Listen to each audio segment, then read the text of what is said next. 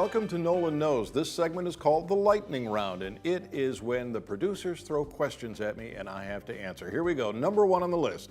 Finally, we're talking about mental health like adults. You know what? I am so worried that people will see what Robin Williams did and not get help for their depression.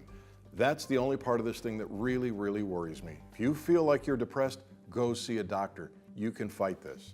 Next on the list, Cory Booker brings selfie obsession to the Senate. You know, I am so tired of selfies. They're so yesterday, they're getting boring, and I don't think the fad is going to go on for too much longer. Third on the list, atheist group tells Georgia high school football team to punt the prayers. Well, I don't see a problem with it. I don't see where it hurts anybody one way or the other. I think they overreact, but it's not going to go away. The high school will lose.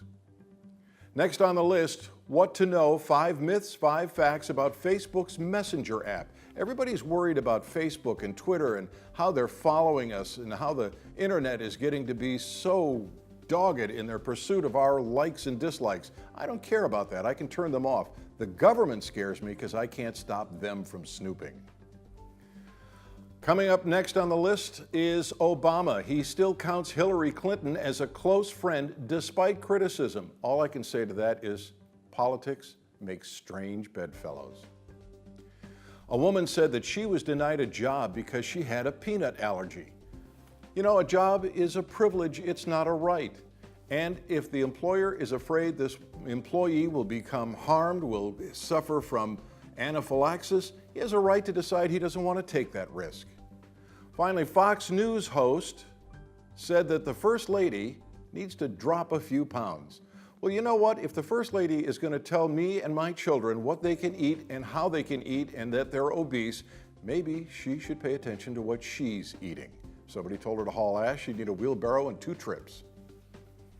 United States considers more military advisors for Iraq. You know, that's how Vietnam started, come to think of it.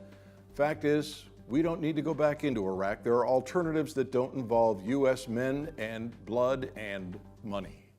The producers are going to play a song by Iggy Azalea. Sounds like a flower to me, but I'm going to give you my honest impression of the music. We're both down a plate and somehow you go astray. We went from nothing to something, like in a loving. It was us against the Okay, world. it started off a little hinky, then it got pretty good, and then they went into rap. And of course, rap is just 1 letter short. Should have started with a C.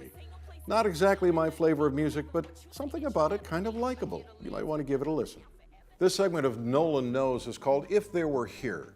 If we could have a dinner party and I could invite anybody I wanted, who would I invite to dinner? Well, I would invite the Founding Fathers. The genius of those people just amazes me. You know, Benjamin Franklin was asked what they were doing while they were drawing up the Constitution. What were they creating in there? And he allegedly responded by saying, "A republic, madam, if you can keep it."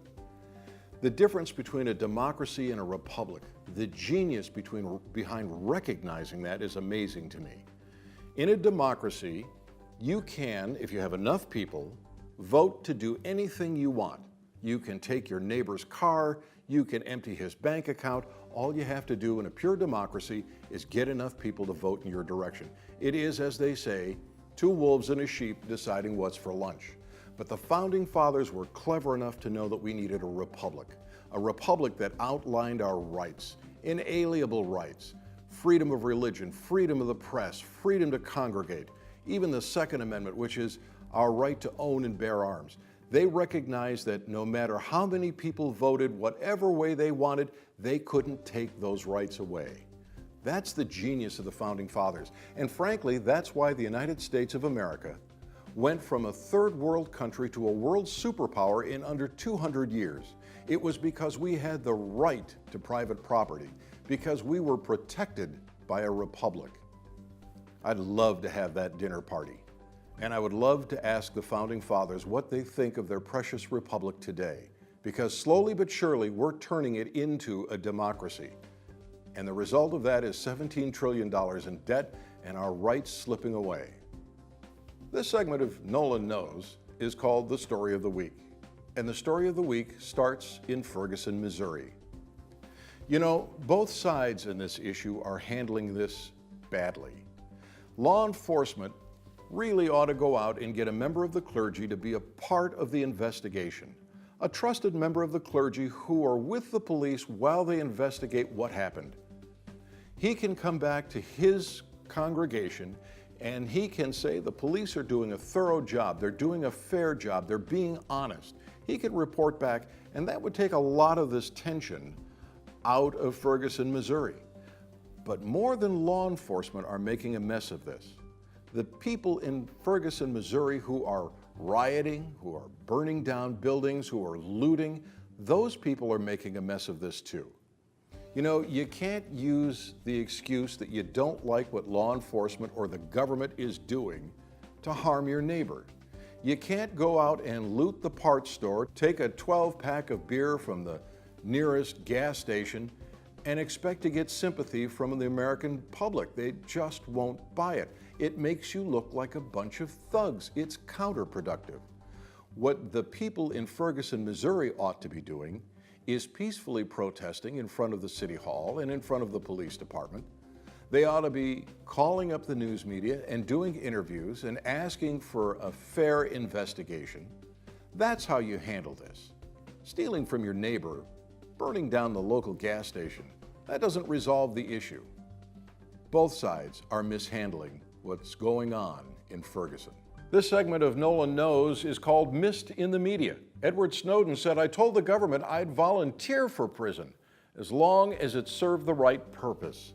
Well, I actually think Edward Snowden in many ways is a hero. Now, I'm not 100% in his corner, but I'm mostly in his corner, and I'll tell you why. Were it not for Edward Snowden, I don't think the average American would know the extent to which the federal government is eavesdropping on them. They have access to our emails, they have access to our phone calls, they have access to our text messages. They are everywhere. And unlike Facebook and Twitter and all of those other websites that look at where we go on the internet, we can't turn the federal government off. And that's pretty scary. You see, we keep hearing from the NSA, we keep hearing from the administration and the Republicans that they're not abusing this power. But we know they are. We know that several employees were actually caught eavesdropping and checking up on their boyfriends, girlfriends, and spouses. You can't have that kind of power unchecked without some form of abuse. How do we know who they're looking at?